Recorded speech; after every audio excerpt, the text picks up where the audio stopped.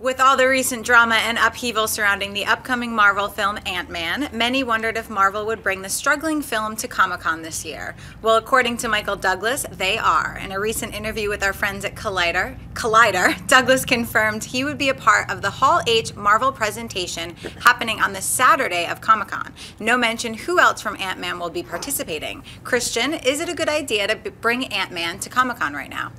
Yes, and I'll tell you why. I mean, this is Marvel's first oops in a while with everything that they've handled this particular project.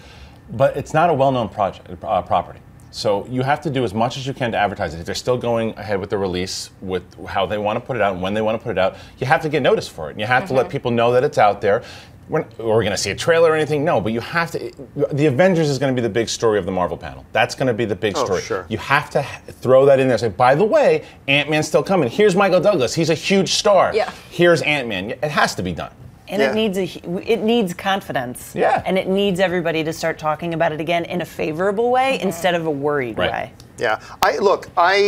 There's two trains of thought here, right? One train of thought is, look, everybody's still feeling a little butthurt about the whole exit of Edgar Wright, who we all love and adore, and let's give it some time to settle down before we do anything.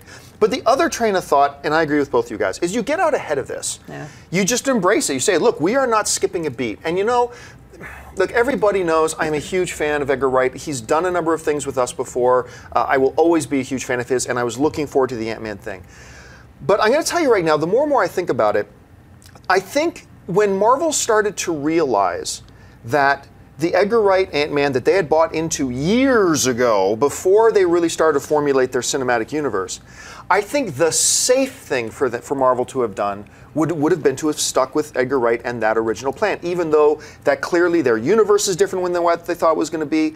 I'm actually going on a limb, and nobody likes it when you side with the man instead of the artist, but you know what, honestly, the more I think about it, it was actually a really courageous move on Marvel's part to say, you know what, we have an artistic vision for what we want our universe to be, we have a tone for what we want our universe to be, and even though now it's going to be really difficult to break with Edgar Wright because we bought into this story that he had, we believe for the sake of our universe we need to do it, and they did, and Edgar Wright seemed to have understood it, and I think them getting in front of this now, going to Comic-Con saying, no, we're not. We are proud of this thing we're putting together. I think the keyword you used is the keyword you used there is confidence. They need to get out there and show, no, we are bold, we're confident in what we decided to do, and we're moving ahead. I think that most people don't look at Kevin Feige and team as just the man, though. I mean, he has proven that he has love for this property. Yeah, they're obviously doing something right. And he knows what he's doing. So beyond just like cashing in the dollars, these are quality films. So I feel like Edgar Wright, when you buy into that, who was part of the reason Ant-Man was even being considered in the first place. Probably he is the reason they're doing Ant-Man at all. Then, you know, that's the Ant-Man I wanted to see. I'm very disappointed. It doesn't mean it's still not going to be great, but I actually think the harder decision would have been to, you know, let it just ride out and to be like, okay, let's just see what this visionary director that we knew we were buying into, he has a very distinctive style, it's not like that was going to change overnight, would do with a property like this. But yes, they have to capitalize on Nerd Haven at Comic-Con. It's a wasted opportunity if they don't. And, you know, there are still a ton of fans, while it is a lesser known property, there are still a ton of people that want to see Ant-Man. You have a great cast. I mean, Michael Pena, Evangeline Lilly, beyond just the stars at the top. I mean, it's interesting. So, out of all of the filmmaking experiences that I've ever had, the one that I remember the most is the one where a potential director for a project and I didn't agree on the vision, and we walked away from it. Friends, parting, it was just business, it was no big deal, and that's the one that sticks in my brain. Right. So I think your point is 100% right. Yeah. Like, the fact that they walked away from it, and everybody's still friends, and Edgar Wright is still a great director, is fantastic. Marvel is winning this race. Yeah. But I want Wright's right now they're the only one in the race. The one thing I will say, though, that still makes me a bit nervous, and that is, like, I'm okay that Edgar stuck to his guns. I'm okay that Marvel made the decision they did. They parted ways and all that kind of stuff.